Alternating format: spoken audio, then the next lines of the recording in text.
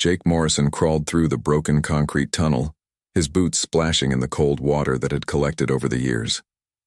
Behind him, 3 other humans moved silently through the darkness. The year was 2387, and Earth belonged to the Vaxori now. It had been their world for over 200 years. The aliens were tall and thin, with skin like white paper and eyes that looked like black holes. They never smiled. They never showed mercy. They ruled through fear, and they were very good at caution. Jake had seen grown men curl up like babies when the Vaxori looked at them. He had seen strong women shake so hard they could not stand. The aliens had machines that could make people see their worst nightmares, and they used them often. Jake reached the end of the tunnel and held up his hand. The others stopped. Lisa Morrison, his wife, breathed quietly beside him. She used to teach children before the Vaxori came. Now she helped plan attacks against them. Danny Carter, barely 20 years old, carried a bag full of broken alien technology that he somehow made work again. Behind them all, Helen Grant moved slowly. She was older than the rest, but her mind was sharp. She had been a doctor before the invasion.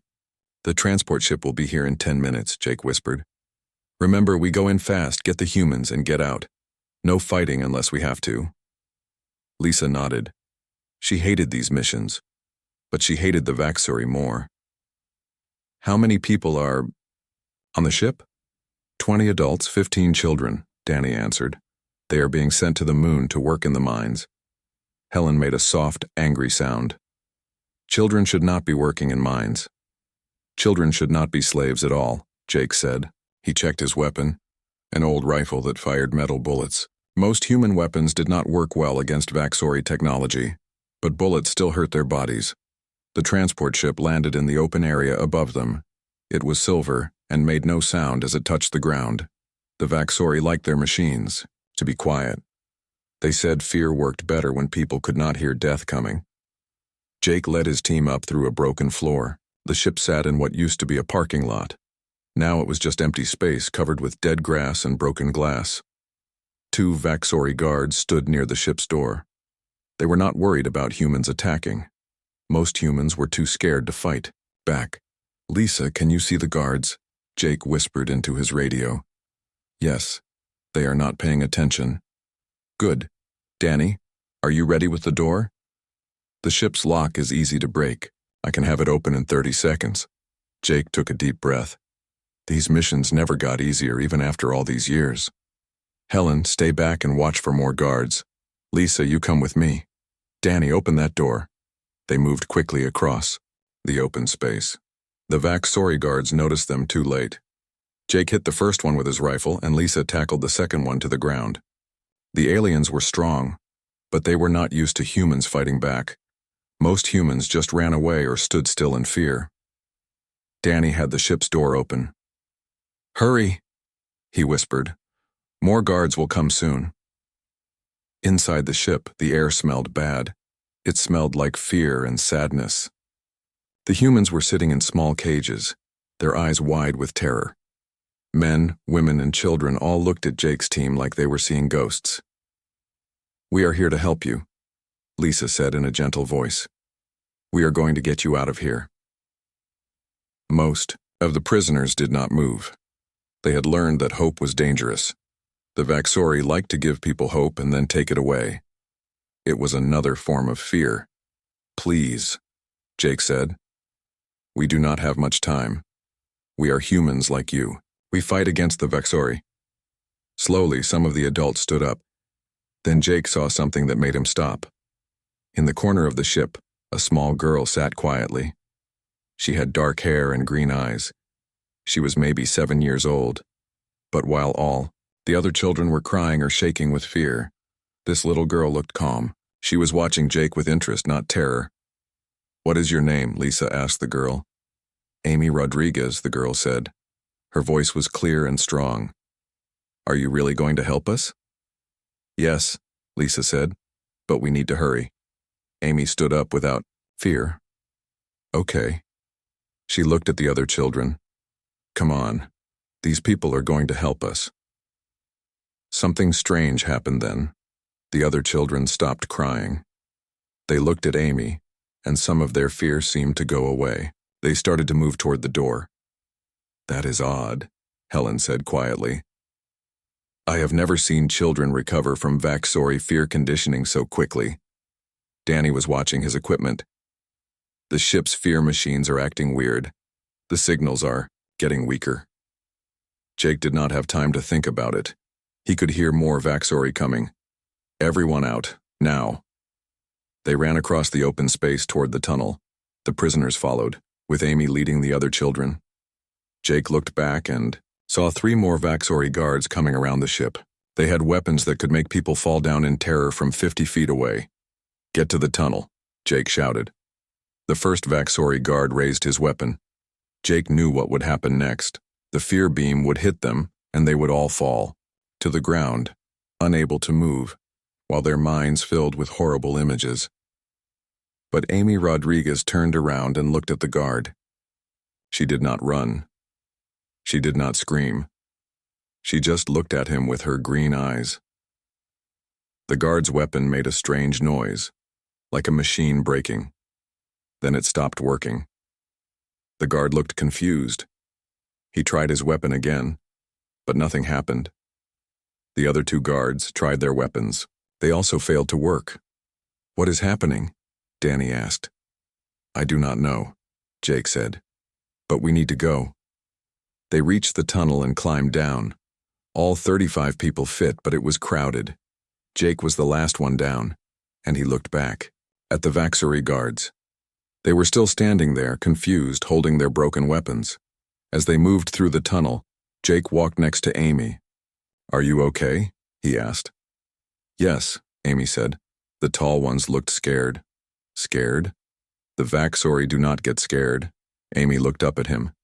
"Everyone gets scared sometimes, but they do not have to stay scared." Jake did not know what to say to that. In his experience, fear was something that happened to you. You could not choose to stop being afraid. But as they walked through the dark tunnel, he noticed something. The other children were staying close to Amy. They were not crying anymore. Some of them were even talking quietly to each other. Lisa walked up beside him. "Jake, did you see what happened back there? Their weapons just stopped working."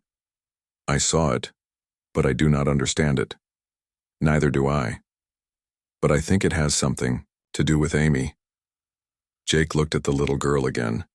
She was helping a smaller boy walk through the water. She was humming a song under her breath. She did not look like someone who had just escaped from alien slavers. She looked like a normal child on a normal day. "Maybe," Jake said. "But right now we just need to get everyone to safety." They walked through the tunnels for 2 hours before reaching their hideout. It was an old subway station that the Vaxori had never found. There were beds and food and places to wash. It was not much, but it was home. As the rescued people settled in, Jake watched Amy explore the station. She was not afraid of the dark corners or the strange sounds. She was curious about everything. She asked questions about the lights and the beds and the food. "She is different," Lisa said. "Yes," Jake agreed. "But different how?" "I do not know yet, but I think we are about to find out." That night, as everyone slept, Jake stayed awake thinking about what had happened. For the first time in years, he felt something he had almost forgotten. He felt hope. And somehow, he knew that the little girl with the green eyes was the reason why. 3 days passed in the underground hideout. The rescued people were getting used to their new home, but they still jumped at small sounds. They still looked over their shoulders when they walked. Fear was hard to forget after living with it for so long. Amy Rodriguez was different. She walked around the station like she owned it. She talked to everyone and asked about their lives before the Vaxori came. She made the other children laugh, something Jake had not heard in years. Even some of the adults smiled when Amy was near them. Helen Grant watched Amy carefully. As a doctor, she knew that people who had been through trauma acted in certain ways. They were quiet. They stayed away from others. They had nightmares. Amy did none of these things. "There is something special about that child," Helen told Jake. "I have never seen anyone recover from Vaxori conditioning so fast." Maybe she is just young, Jake said. Maybe children heal faster. No, Helen said. I have seen many children rescued from the Vaxori. They all have the same problems. They are afraid of loud noises. They do not trust adults. They have trouble sleeping. Amy acts like nothing bad ever happened to her. Lisa was teaching the rescued children how to read. The Vaxori did not want humans to learn anything, so most people could not read or write. Amy learned faster than anyone else. She could read whole sentences after just one day. Amy, Lisa said during a lesson, can you read this word? Amy looked at the word written on a piece of paper. Freedom, she said. That is right. Do you know what freedom means? Amy thought for a moment.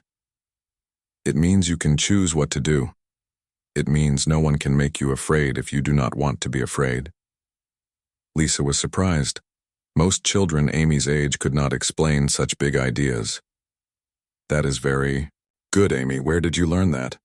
I just know it, Amy said. Everyone should be free, even the tall ones. The tall ones? You mean the Vaxori? Yes. They are not free either. They are scared of something, so they try to make everyone else scared too. Lisa did not know what to say. She had never thought of the Vaxori as being afraid. They were the ones who made fear. How could they be scared? That night, Danny was working on some broken Vaxori equipment when his machine started making strange noises. The lights flashed on and off. The screens showed mixed-up pictures. What is wrong with this stuff? Danny said.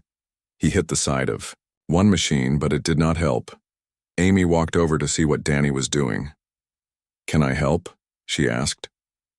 I do not think so, Danny said. This is very complicated. Amy looked at the machines. She reached out and touched one of them. As soon as her hand made contact, the machine stopped making noise. The lights stopped flashing. The screen showed a clear picture. Danny stared.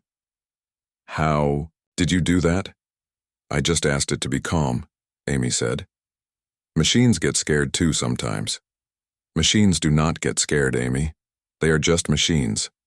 Amy looked at him with her green eyes. Everything can be scared, but everything can also choose not to be scared. Danny tried to understand what she meant, but it did not make sense to him. Machines were metal and wires. They could not feel anything. The next morning, Jake got bad news. His radio picked up a message from another resistance group. The Vaxori were hunting for the people who had escaped from the transport ship. They were sending special soldiers called hunters to search every tunnel and hiding place in the city. We have to move, Jake told everyone. The Vaxori know we are here somewhere. It is not safe to stay. The rescued people became very afraid when they heard this news. Some of them started crying. Others could not stop shaking. The fear of being caught by the Vaxori was worse than being hungry or cold. But Amy walked among them, touching their hands and speaking quietly. Do not be scared, she said. Fear only has power if you give it power. Something amazing happened.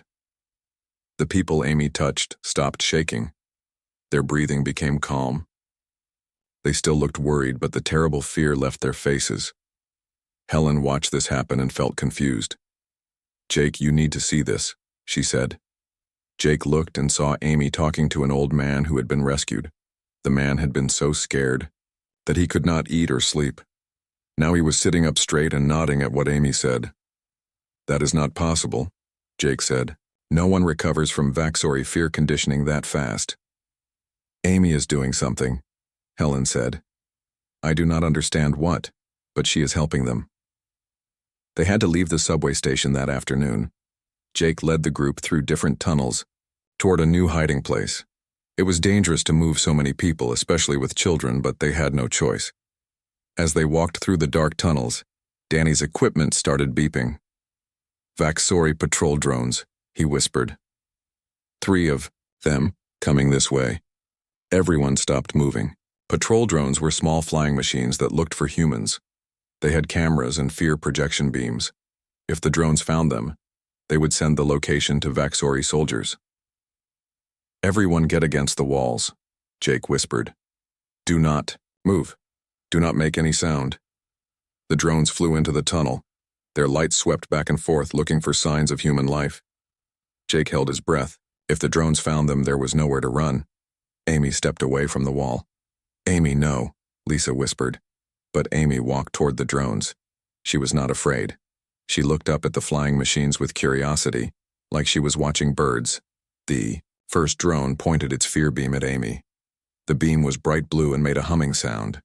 It was designed to make humans fall down in terror. Amy looked at the beam and tilted her head. "You do not need to do that," she said to the drone. Tiopro, beam flickered and went out. The drone made confused beeping sounds. The second drone tried its fear beam. The same thing happened. The beam touched Amy and then died out. The third drone did not even try. It just hovered in the air, its lights blinking like it was trying to think. Amy reached up toward the first drone. "It is okay," she said. "You do not have to be afraid." The drone came down and hovered near her hand. Amy touched it gently. The machine's lights stopped blinking. It made a soft humming sound like it was happy. All three drones gathered around Amy. They followed her like friendly pets as she walked back to the group. "What did you do?" Jake asked. "I told them they did not have to be scared," Amy said. "They were just doing what they were told because they were afraid of being broken." "Amy, those are machines. They cannot be afraid." Amy looked at Jake with a patient expression. "Everything that thinks can be afraid. Everything that thinks can also choose not to be afraid. Even machines that think a little bit." The drones followed the group for the rest of their journey. When they reached the new hiding place, the machines flew away quietly, without reporting what they had seen. That night, Jake could not sleep. He kept thinking about what Amy had done. In 30 years of fighting the Vaxori, he had never seen anything like it. The child had not just avoided the fear beams. She had somehow turned them off. She had made the drones act like friends instead of enemies. Helen sat down next to him. "I have been thinking about Amy," she said. "So have I. I think she might be the key to winning this war." Jake looked at her. "She is just a child, Helen." "Yes, but she is a child who can do things no one else can do. She can stop fear weapons. She can calm people who have been broken by years of terror. She can even affect machines." "What are you saying?" Helen was quiet for a moment. "I am saying that maybe Amy is not just different. Maybe she is what humans are supposed to become. Maybe she is evolution." Jake thought about this. Evolution meant change over time. It meant becoming something new and better. Could Amy be a new kind of human? A kind that was not afraid? "If you are right," Jake said, "then the Vaxori are in trouble." "Yes," Helen said. "But first we need to understand what Amy can really do, and we need to keep her safe while she figures it out." In her bed across the room, Amy was listening to their conversation. She understood more than the adults thought. She did. She knew she was different. She had always known it. But she also knew something else. She was not the only one. Somewhere out there, other children like her were being born. Children who could choose not to be afraid. Children who could help others make the same choice. The war was going to change soon. Amy could feel it coming like a storm in the distance. But it would not be a storm of fear and violence. It would be a storm of hope. She closed her eyes and went to sleep, dreaming of a world where no one had to be afraid anymore. News traveled fast through the underground tunnels. Jake's radio crackled with messages from resistance groups all over the world. Each message told the same strange story. Children were doing impossible things. In London, a boy named Peter Collins had walked through a Vaxori fear field without stopping. The field was strong enough to make grown men fall down and cry, but Peter just kept walking. He even helped other people walk through it too. In Australia, a girl named Katie Murphy had touched a Vaxori torture machine and made it stop working. The machine was hurting her mother. But when Katie put her hand on it, the machine became quiet and gentle. In Brazil, twin boys named Carlos and Luis Santos had stood up to a group of Vaxori soldiers. The soldiers tried to use their fear weapons, but the weapons would not work. The boys just smiled and walked away. This is happening everywhere, Danny said as he listened to the radio messages. Children are fighting back, and the Vaxori cannot stop them. Helen was taking notes about each report. All of these children were born after 2380, she said. That is 7 years after the Vaxori invaded. What does that mean? Lisa asked. It means their brains grew up with the Vaxori fear, weapons all around them. Maybe their minds learned how to protect themselves. Amy was sitting nearby, playing with some of the other children. She was teaching them a game where they had to stay calm even when something scary happened. The children were getting better at it. Amy, Helen called. Can you come here? Amy walked over to the adults. Yes? We want to ask you about something. Do you remember being afraid of the Vaxori? Amy thought about this. No. I remember adults being afraid. I remember other children crying. But I was never afraid of the tall ones. Why not? Because being afraid does not help anything. When you are afraid, you cannot think clearly. You cannot help other people. Fear makes everything worse. Jake shook his head. Amy, fear keeps people alive. When something dangerous comes, fear makes you run away. But the tall ones are not really dangerous, Amy said. They just think they are. They use fear because they do not know any other way to live. Not dangerous? Jake's voice got loud. Amy, the Vaxori have killed millions of people. They have destroyed entire cities. Amy looked at Jake with her calm green eyes. They killed people because they were afraid. They destroyed cities because they were afraid. Everything they do comes from fear. Lisa put her hand on Jake's arm to calm him down. Amy, what do you think we should do about the Vaxori? Help them, Amy said simply. Help them learn that. They do not have to be afraid. The adults looked at each other. The idea of helping the Vaxori seemed crazy. These aliens had enslaved humanity for over 200 years. They had caused so much pain and suffering. But Amy was not the only child who thought this way. The radio messages kept coming in. Children all over the world were saying the same things. The Vaxori were afraid. The Vaxori needed help. Fighting them with violence would not work. High above the Earth on the main Vaxori command ship, things were not going well. Commander Zethlock stood before a large screen showing reports from all over the planet. Every report was bad news. Sir, a younger Vaxori officer said, our fear weapons are failing in 17 different locations. We do not understand why. Zethlock was old for a Vaxori. He had lived for over 300 years and had helped conquer 6 different planets. He had never seen anything like this before. Show me the security recordings, he said. The screen showed images from different places on Earth. In each image, human children were doing things that should have been impossible. They walked through fear fields. They disabled torture machines. They made patrol drones act like pets. These children are not normal humans, the officer said. They must be some kind of weapon the humans created. But Zethlock was not so sure. He had studied humans for a long time. They were not smart enough to create weapons like this. These children seemed to have natural abilities. Bring me all the information about human births in the last 7 years, Zethlock ordered. The officer looked confused. Sir? Just do it. An hour later, Zethlock was looking at charts and numbers. What he saw made him feel something he had not felt in many years. He felt worried. The number of special children was growing.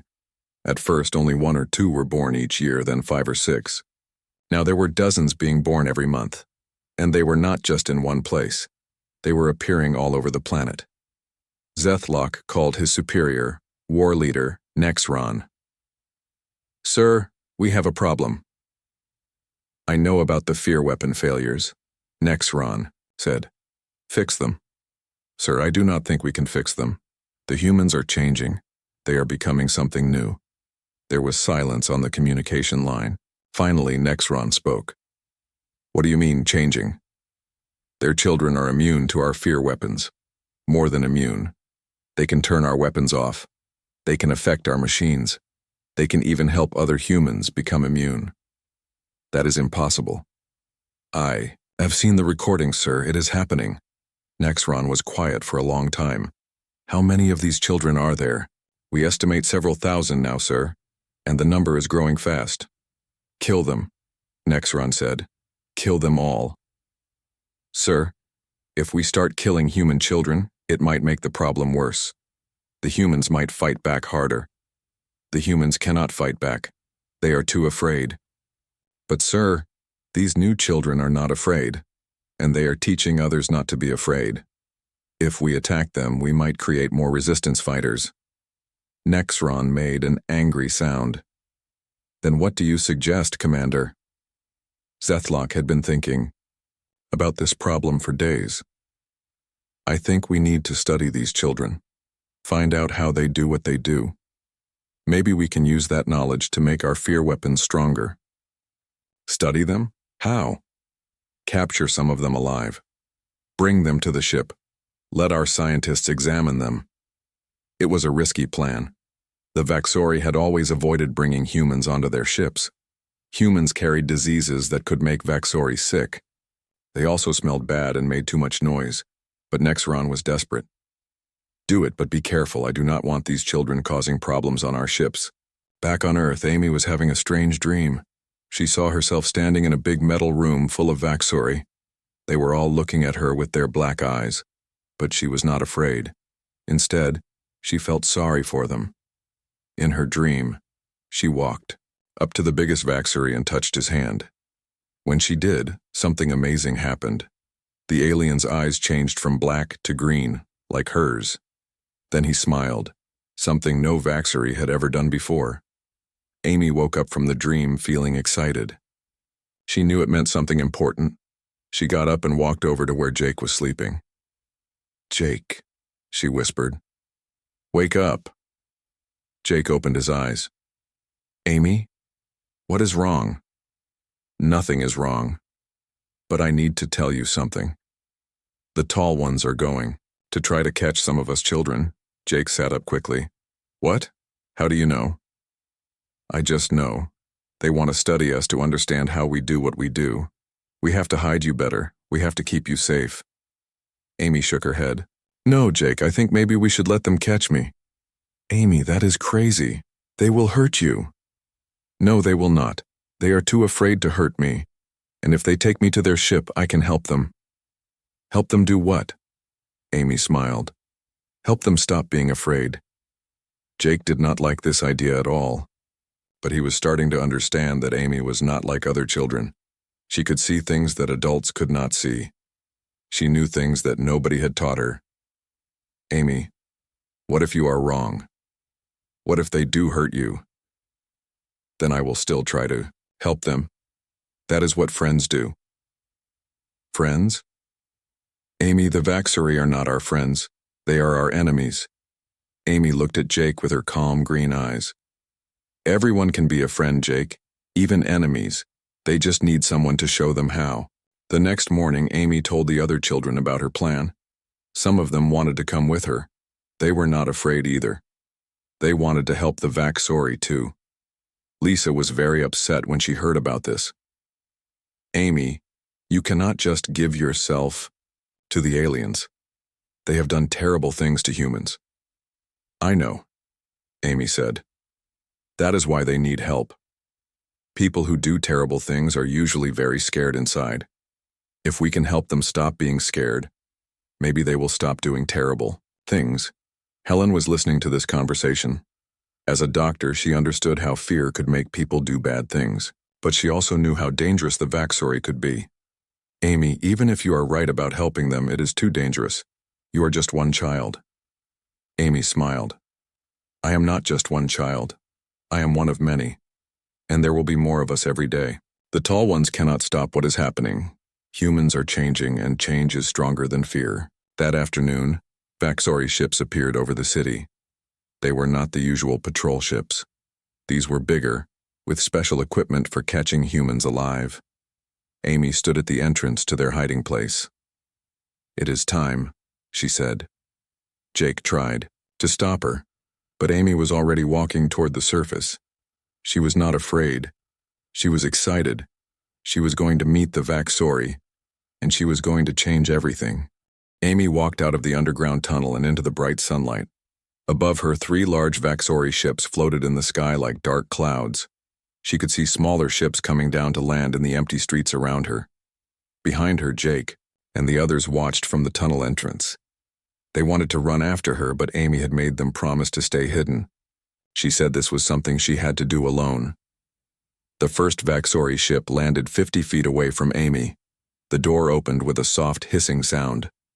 4 Vaxori soldiers came out, wearing their black armor and carrying fear weapons.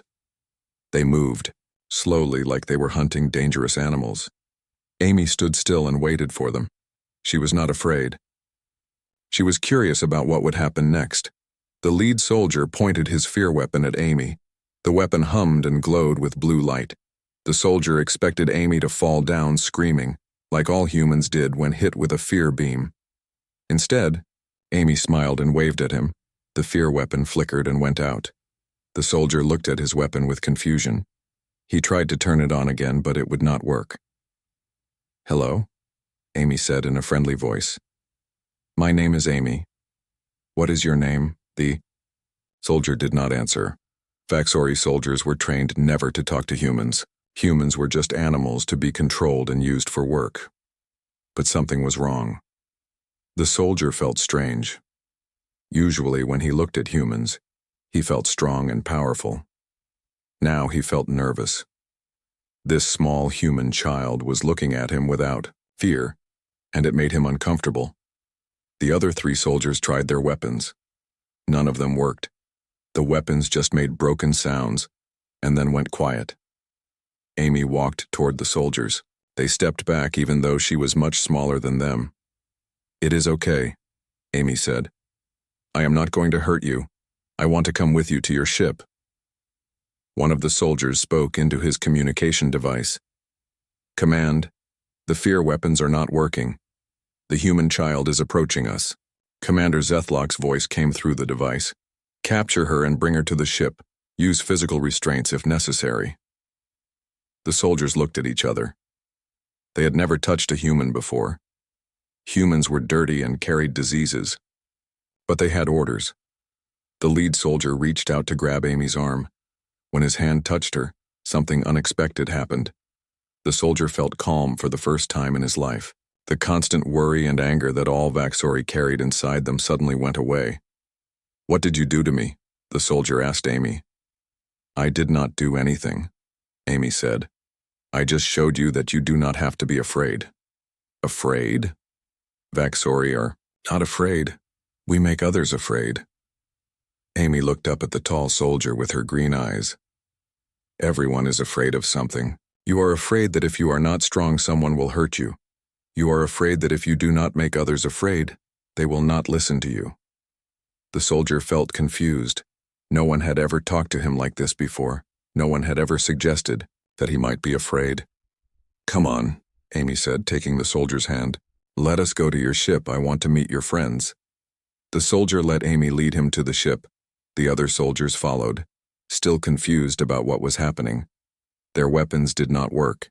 Their training did not help them. This human child was doing things that should have been impossible. Inside the ship, Amy looked around with interest. Everything was metal and glass. The lights were very bright. It was clean but cold, like no one really lived there. "This is a nice ship," Amy said. "But it feels sad." "Sad?" the soldier asked. "Ships cannot feel sad." "Everything can feel things," Amy said. "Ships, machines, even weapons. They feel what the people who use them are feeling." The ship flew up into the sky toward the main command. "Ship." Amy looked out the window at the earth below. She could see the places where humans lived in hiding. She could also see the big empty areas where the Vaxori had destroyed cities. "Why did your people break so many things?" Amy asked. The soldier was quiet for a moment. "We had to show humans that we were stronger." "But you already knew you were stronger. You had better weapons and ships. Why did you need to prove it?" The soldier did not have a good answer for this question. He had never thought about it before. The command ship was huge. It was like a floating city in the sky. Amy had never seen anything so big. As their small ship flew into the landing bay, she saw hundreds of Vaxori walking around, all wearing the same dark clothes, all moving with the same stiff steps. They all look so tired, Amy said. Tired? Yes. Like they have been working very hard for a long time, but they do not remember what they are working for. The soldier felt uncomfortable again. Amy's words made him think about things he did not want to think about. They walked through long metal hallways toward the command center. Other Vaxori stopped and stared as they passed. They had never seen a human child on their ship before. Some of them felt afraid, which was a new feeling for them. Amy smiled and waved at each Vaxori they passed. Some of them looked confused. A few even nodded back at her. Commander Zethlock was waiting in the command center. He was older than the other Vaxori, with scars on his pale skin from many battles. When he saw Amy, he felt something he had not felt in many years. He felt uncertain. So this is the human child who can disable our weapons, Zethlock said. Hello, Amy said politely. Thank you for inviting me to your ship. Zethlock was surprised by her good manners. You were not invited. You were captured. Oh, Amy said. Well, thank you for capturing me then. Your ship is very interesting. The commander did not know what to say to this. He had expected the child to be afraid or angry.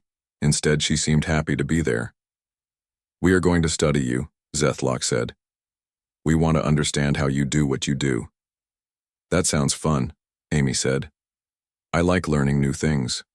Maybe you can teach me about your people, and I can teach you about mine. We do not learn from humans. Humans are inferior. Amy tilted her head. If humans are inferior, then how can I turn off your weapons? How can I make your machine stop working? Zethlock did not have an answer for this either. Dr. Vextal, the chief scientist, came into the room. He was carrying several strange devices for testing humans. When he saw Amy, he felt the same uncertainty that the others felt. Commander, I'm ready to begin the examinations, Dr. Vextal said. Okay, Amy said before Zethlock could answer. What do you want to examine? Dr. Vextal was confused.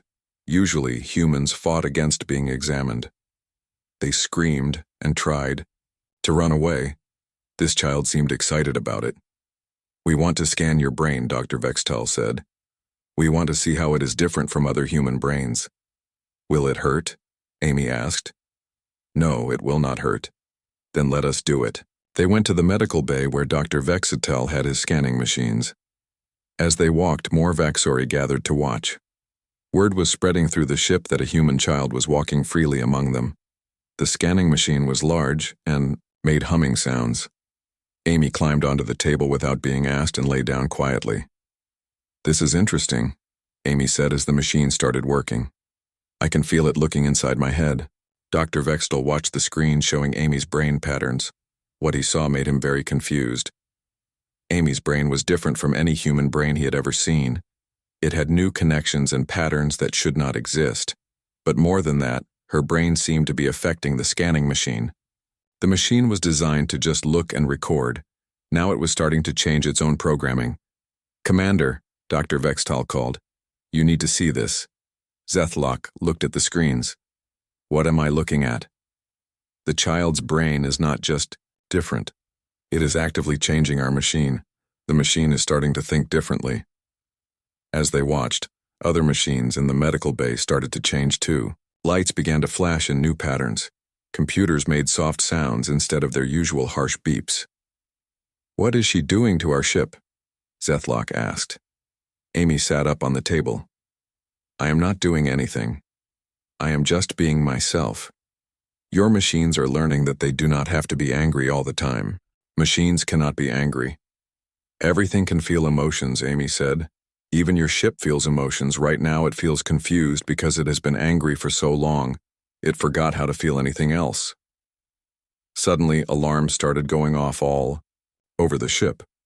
But they were not the usual harsh alarms. They sounded almost musical. A young Vaxori officer ran into the medical bay. "Commander, something is wrong with the ship's systems. All the machines are acting strange." Zethlock felt panic, another emotion he had not felt in years. "What kind of strange?" "They are not responding to fear commands anymore. The torture devices have shut themselves off. The weapon systems are playing music instead of charging for battle." Amy smiled. "Your ship is learning to be happy." "Ships cannot be happy," Zethlock shouted. "Why not?" Amy asked. "If ships can be angry and scary, why can they not be happy and peaceful?" All around them the ship was changing. The lights became warmer and softer. The air smelled fresher. Even the gravity felt lighter.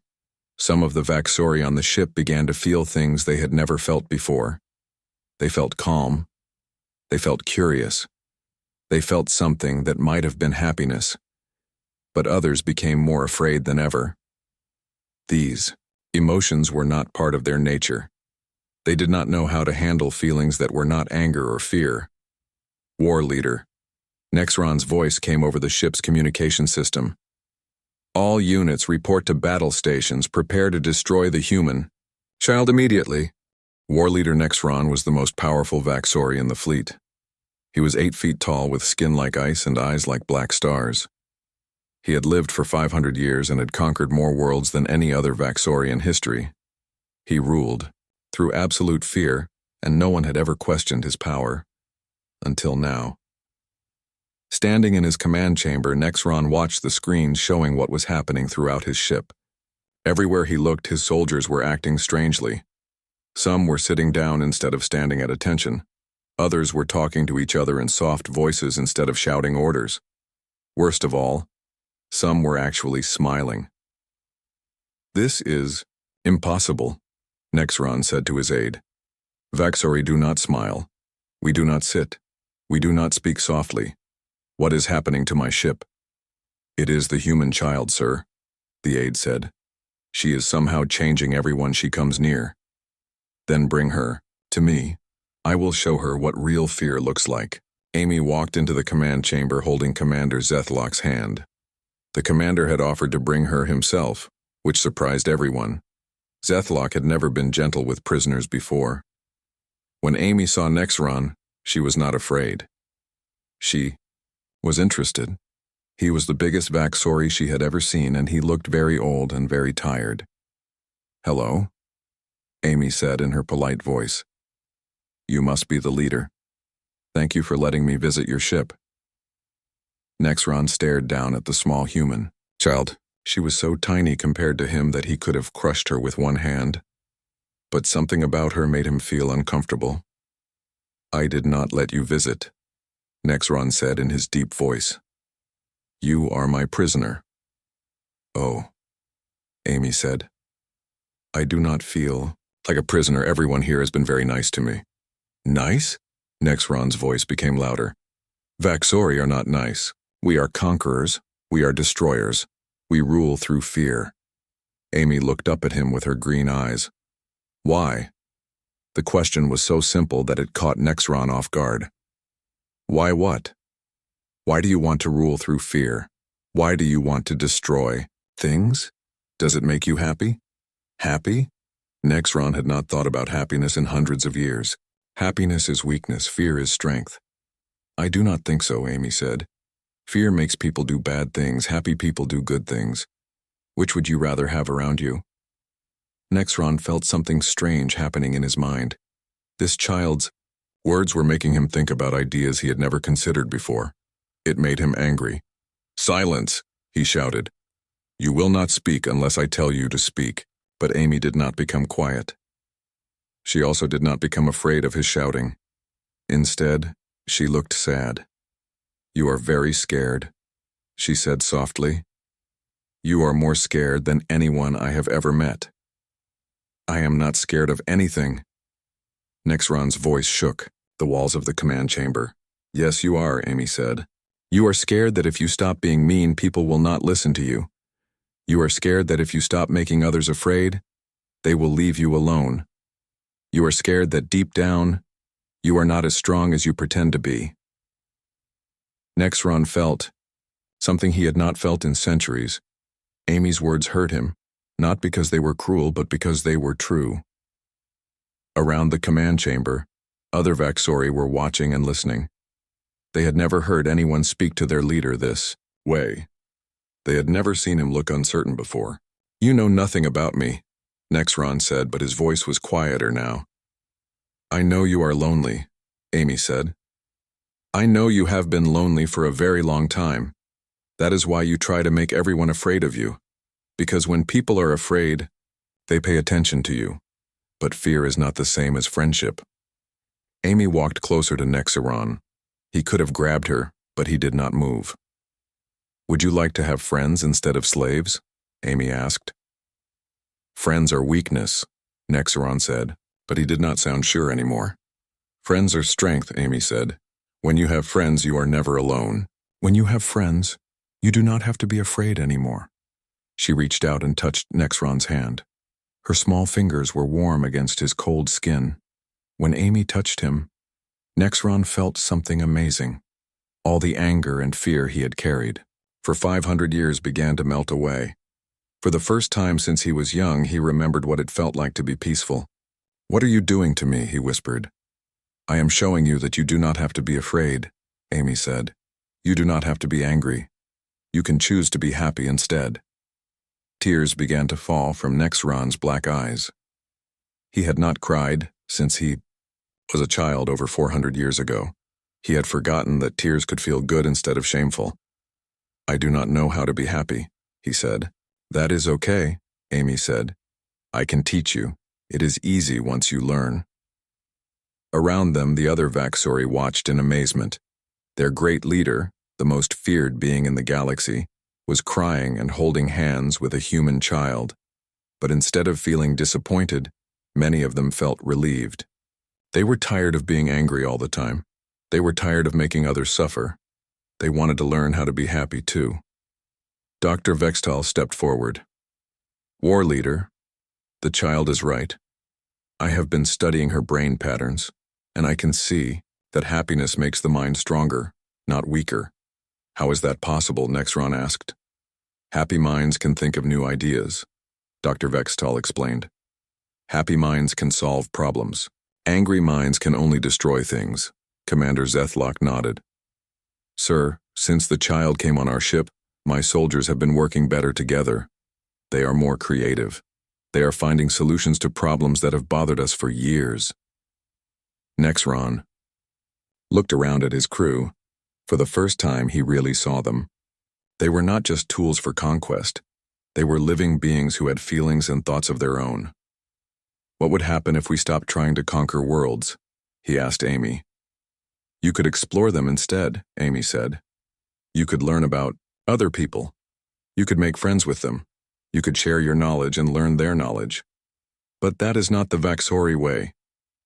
"Maybe it is time for a new way," Amy said. "Maybe it is time for the Vaxori to become something better." Nexron was quiet for a long time. Then he spoke to his communication officer. "Send a message to all Vaxori ships. Tell them to stop all attacks on human settlements. Tell them to return to orbit and wait for new orders." The communication officer looked confused. "Sir, what new orders?" "I do not know yet," Nexron said. "But they will not be orders to hurt anyone." Amy smiled. "That is a good start." Over the next few days, something amazing happened. Vaxori soldiers began talking to their human prisoners instead of guarding them. They shared food and stories. They learned about human families and dreams. Some Vaxori decided they wanted to help rebuild the cities they had destroyed. Others wanted to use their advanced technology to heal the sick and feed the hungry. Not all Vaxori agreed with these changes. Some of them left in their own ships, saying they would find other worlds to conquer. But most stayed, curious about this new way of living. Amy worked with both humans and Vaxori to set up schools where children from both species could learn together. She taught them games that helped them understand each other. She showed them that being different could be interesting instead of scary. Lisa Morrison came to live on the command ship as one of the first human teachers. She was amazed at how quickly Vaxori children learned when they were not forced to be angry all the time. Jake Morrison led teams of humans and Vaxori working together to rebuild cities. They discovered that Vaxori technology combined with human creativity could create wonderful things. Helen Grant started a medical center where Vaxori and human doctors worked side by side. They learned that they could help each other in ways neither species had imagined. Danny Carter became friends with Vaxori engineers. Together they built new machines that created instead of destroyed, and Amy continued to travel between Earth and the Vaxori ships, helping both species learn to live without fear. 1 year later, Amy stood on the observation deck of the command ship, looking down at Earth. The planet was green and blue again. Cities were being rebuilt with both human and Vaxori working together. Ships from both species traveled freely between Earth and the stars. Nexron joined her at the window. He looked younger now, and his eyes were no longer black. They had turned green like Amy's. "Do you ever regret what you did?" Amy asked. "You mean, do I regret learning to be happy?" Nexron smiled. "Never.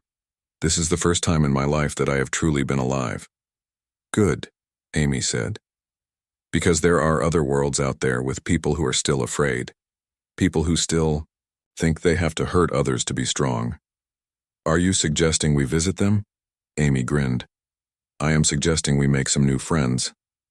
Nexron laughed, a sound that would have been impossible a year ago. "I think that is an excellent idea." Together, the former war leader and the little girl who had changed everything began planning their next adventure. It would not be a conquest. It would be a journey of friendship. And in the galaxy, word began to spread of a strange alliance between humans and Vaxori, led by a child who had learned that the greatest power in the universe was not fear but love. The age of fear was ending. The age of hope had begun.